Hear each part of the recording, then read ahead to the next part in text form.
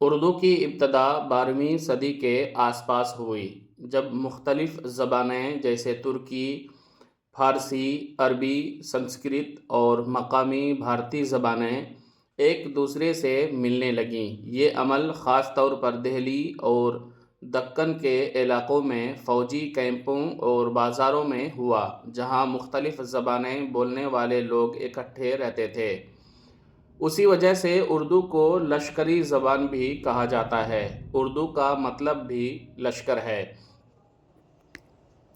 مغلیہ دور میں فارسی سرکاری زبان تھی، لیکن عوامی سطح پر جو زبان بولی جاتی تھی وہ آہستہ آہستہ اردو بنتی گئی۔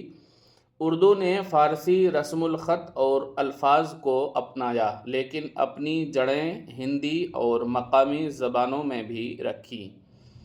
18ویں اور 19ویں صدی میں اردو نے بطور ادبی زبان عروج پایا۔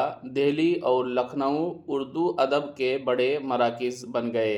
اردو شاعری نے خاص شہرت حاصل کی، خاص طور پر غزل، نظم، رباعی وغیرہ کے ذریعے۔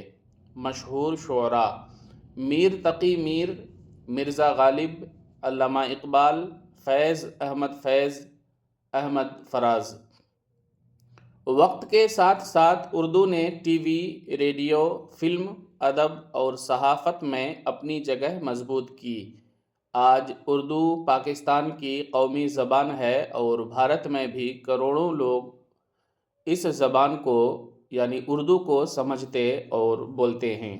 اگر آپ اردو کی تاریخ، کسی خاص دور، شاعر یا علاقے کے حوالے سے جاننا چاہتے ہیں تو بتائیں، میں اس پر مزید تفصیل سے ایک دوسرا ویڈیو بنا کر آپ کی خدمت میں پیش کر سکتا ہوں۔ خدا حافظ۔ السلام علیکم ورحمۃ اللہ وبرکاتہ۔